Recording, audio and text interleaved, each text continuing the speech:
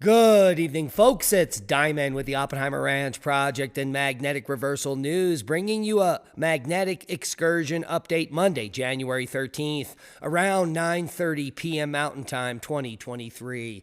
Tsunami advisories were lifted earlier today after a 6.9 magnitude earthquake rattled southwest Japan. We're also experiencing the occultation of Mars behind the moon, and a Siberian Arctic outbreak is coming to the U.S. Keep calm, it's boom time. Los Angeles braces for more firestorms as the death toll hits 24, and well, red flag warnings are up through midweek. The Santa Ana winds will return, and that's bad news for firefighters and the rest of the country. Los Angeles and the rest of Southern California face a second week of fierce winds that are turning wildfires into blowtorches. Some illegal immigrants are also using blowtorches to light wildfires. And this is putting a large number of lives at risk and destroying more homes, businesses, and landmarks. Extreme fire conditions are forecast across 2,267 square miles around Los Angeles through Tuesday as wind whips flames. And let's take a look at what's going on in the region. The good news is we're down to just 4 wildfires in California. The Palisades and the Eaton Fire, two the largest, but very little growth in the last 24 hours, and also very little containment. And with the increased wind activity and the red flag warnings, I fret to say that these fires will grow. Albeit there are now hundreds, if not thousands, of more firefighters on the scene, and more are coming. Vladimir Zelensky even said he is sending fire crews to Southern California. Absolutely ridiculous. And our hearts and prayers go out to all those affected in the regions. Pray for Southern California. A severe cold blast from Siberia will impact the United States and Canada over the next 2 weeks.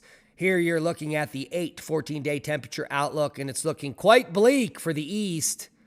And, well, that means we're going to have some wintry weather in January.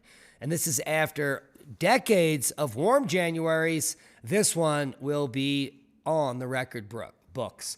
A frigid Arctic cold blast will grip Canada and the U.S. through the second half of January. And you can see there, that is the temperature anomaly. And that means, well, the temperatures will be well below normal. Holy macaroni. And even bourbon producers are being forced to adapt amid extreme cold weather in the east. With frigid temperatures outside, workers at the James E. Pepper Distillery in Kentucky are getting plucky and are working to keep the aging process consistent and quality the same. Even though it's so cold outside, the distilling process is coming to a halt. And we've got record jet stream winds over 200 mile per hour impacting U.S. flights today. Hey, did you know that as you go up into the wind column, the winds get much higher than they are on the surface? And thank goodness. Take a look at some of these upper level winds. Today, holy macaroni, 204 to 208 mile per hour winds prevailing in the jet stream. That means if you're flying from east to west, it's going to take a lot longer to get there. But if you're flying from west to east, wow, it's like you're on the Concorde. A powerful jet stream is roaring across the eastern United States today, and it's impacting flight times. A jet stream of over 200 miles per hour is impacting flights across the eastern U.S. The impacts of this can be positive or negative depending on the direction you're flying. But the point we want to get across is that winds aloft are insane. And here is the full forecast. Critical to extremely critical fire weather conditions in Southern California. Heavy lake effect snow downwind of Lakes Erie and Ontario. Critically to extremely critical fire weather conditions are forecast for coastal Southern California through Wednesday. due to moderately to locally strong Santa Ana winds, which could gust up to 70 miles per hour in the next 2 days. Particularly dangerous situation red flag warnings have been issued and are listed on the map here in pink. Across the Great Lakes, heavy lake effect snow, ho, ho, ho, is expected downwinds of Lakes Erie and Ontario from this afternoon into late Wednesday. So buckle up, Buttercup, and break out the snow shovels. So we have very little weather to worry about here as we move through the week here until the weekend. And that's when this system develops on Saturday into Sunday and moves east across the East Coast, which is going to bring rain and severe weather for the South, as well as snow on the back end that moves up the Northeast there. After that, it's going to be a quiet weather pattern again, and things could change as this nor'easter is now just rafing the coast. If it shifts a little, it could be bringing heavy totals to the east. But the big story is the temperature. Let's take a look at how cold it's going to get.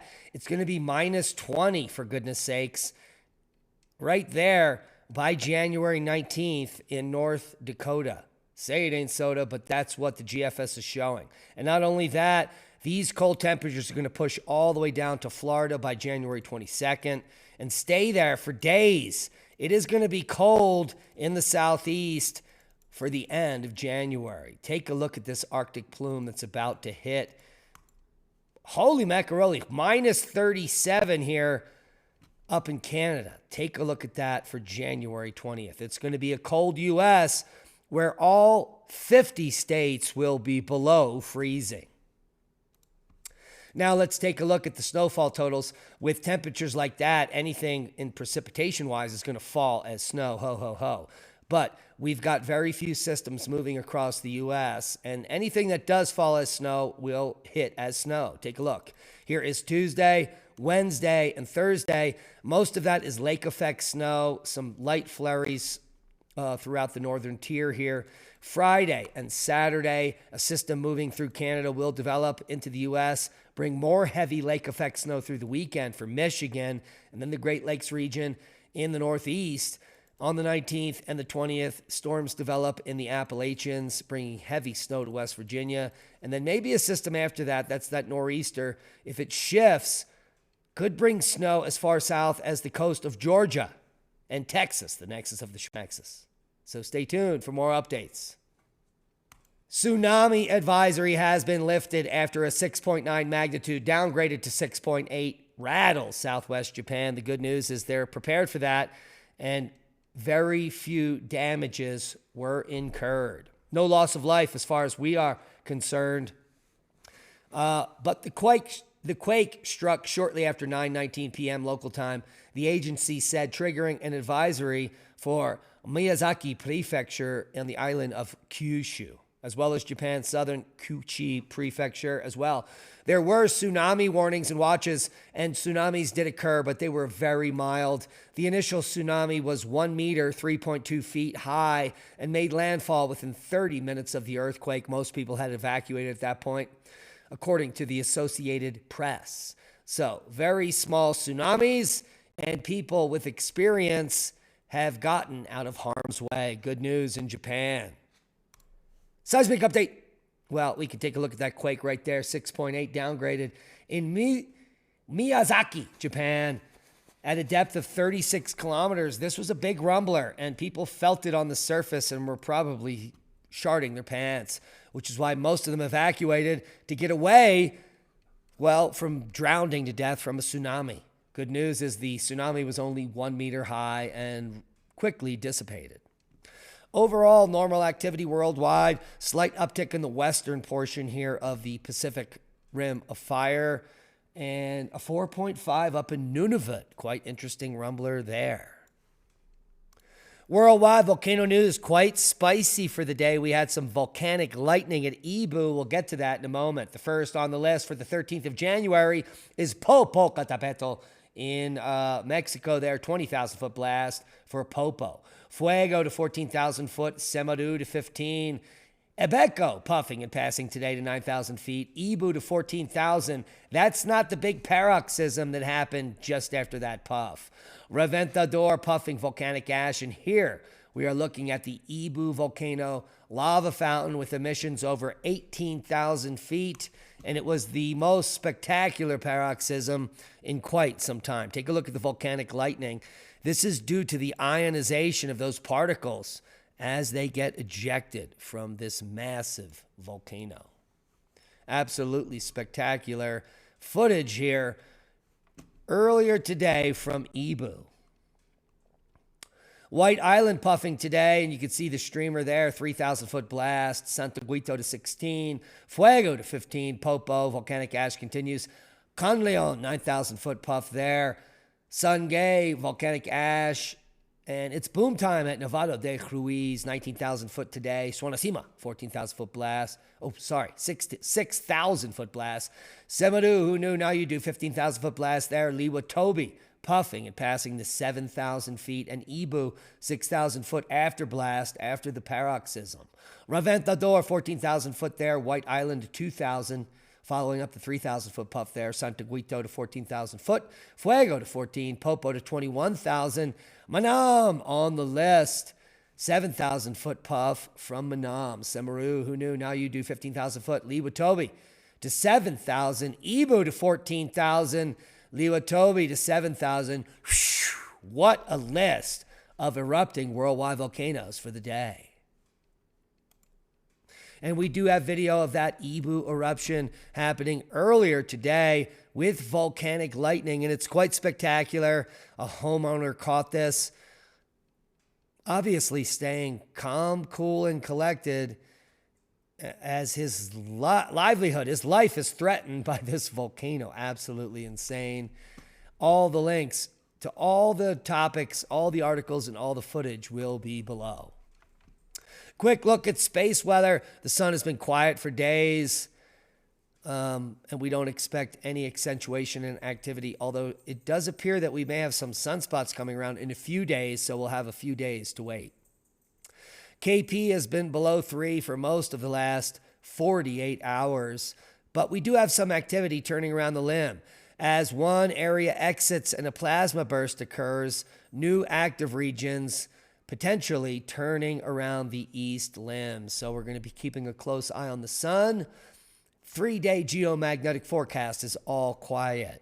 Some people are poo-pooing about this coronal hole. It's not that significant as it's not that darkened, meaning its plasma stream will be weaker than most. Now, the big story tonight is the full wolf moon. Get out and look up. It's happening. And it is eating Mars tonight.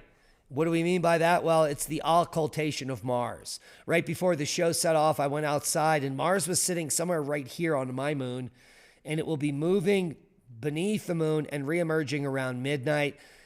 Mars is currently occulted by the moon in my region, but I'll get back out in a few hours and look up and see it reemerge over the backside. Now, if you don't have any binoculars or savvy to go watch the occultation of Mars, all you got to do is get out and look up. It's bright outside here. The full wolf moon is in full display. Hey. Now, this is interesting. A ghost island appears in NASA images here and then mysteriously vanishes months later. This is because volcanic islands appear and disappear all the time. And this has to do with wave activity and the fact that the ocean is a very powerful place. And this article coming out today, Leah and I will cover this weekend on our Revolution Radio talk show. Revolutionradio.radio, maybe. Check the links below. But we discuss all topics that are off limits on most of the mainstream channels, including the fact that climate change is complete nonsense. Melting ice has just revealed millennia-old forests buried in the Rocky Mountains. Trees dating back 6,000 years during the Holocene optimum have come to scientists' attention due to the ice melting in Rocky Mountains, and this offers a glimpse or a time capsule into the past. The funny thing is that these trees are 180 meters higher than the present tree line, suggesting that the climate 6,000 years ago was much warmer, which is completely antithetical to what all of those garbage climate scientists claim. They claim that it's the hottest ever. The only problem is tree line is the lowest ever. These forests grew 180 meters higher than any of the present tree lines and were covered in ice in the last 5,000 years as it has gotten colder. And this channel is getting bolder.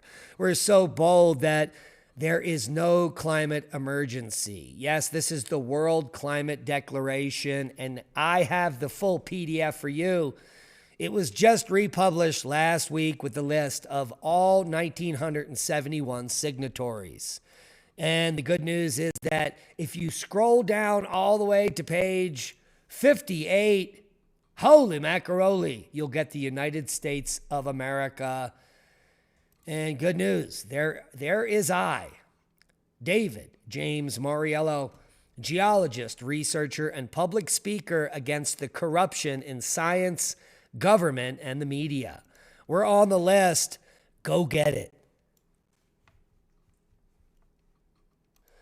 This is one of my most significant accomplishments in climate science since I began my research back in 1991, 33 years ago. I am humbled to finally be on the World Climate Declaration list. And that's a boom. To knowledge, please hit the thumbs up. It helps with the algorithm. Subscribe to the channel. We need this channel to grow to get to more people. And that just requires you to hit a button. It's free. Half of the people watching this are unsubscribed, and we would appreciate if you help the channel grow. We love each and every one of you. Be safe. And that is a boom to knowledge.